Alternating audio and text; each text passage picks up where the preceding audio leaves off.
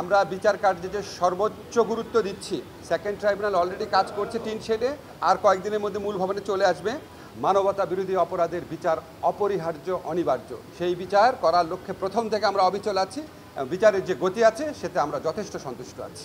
আমরা যখন এই আন্তর্জাতিক অপরাধ ট্রাইব্যুনালে যখন বিচার কাজ শুরু করেছিলাম, আমাদের এই মূল ভবনটা একদম প্রিপেয়ার্ড ছিল না। একটা টিন শেডে কাজ শুরু করেছিলেন আমাদের বিচারকরা এবং চিফ প্রসিকিউটর তাজুলের নেতৃত্বে টিম। তো আমাদের পূর্ত মন্ত্রণালয়, গৃহায়ন ও পূর্ত মন্ত্রণালয় মাননীয় মন্ত্রী আদিলুর রহমান খান, আমাদের উপদেষ্টা আদিলুর রহমান খান, আমাদের যে পূর্ত সচিব আছেন, আমাদের চিফ ইঞ্জিনিয়ার আছেন, ওনারা প্রায় একটা অসম্ভবকে সম্ভব করেছিলেন। ওনারা প্রাথমিক এস্টিমেশন ছিল ওনাদের 3 মাসে কাজ শেষ করা, সেখানে ওনারা মাত্র কয়েক সপ্তাহে কাজ শেষ করেছেন 3 সপ্তাহে।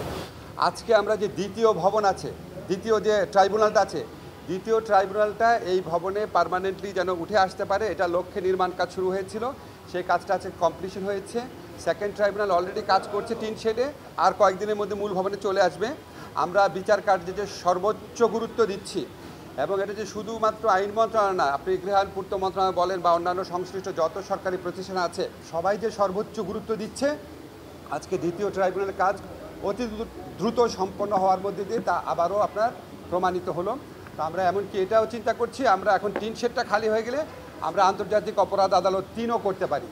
যদি আমরা 3 করতে পারি, তাহলে আমরা অন্যান্য যে আন্তর্জাতিক অপরাধ আছে, যেমন গুম বা অন্য ধরনের যে আন্তর্জাতিক অপরাধ, সেই সমস্ত অপরাধের বিচার কার্য দ্রুততর করতে পারবো। যে আমাদের টিম, আমাদের তদন্ত টিম আছে, আমাদের প্রসিকিউশন টিম আছে, আমাদের বিচারকরা আছে, ওনারা রাউন্ড দ্য ক্লক কাজ করছেন, প্রচণ্ড আপনার ডেডিকেশন, পরিশ্রম নিয়ে কাজ করছেন।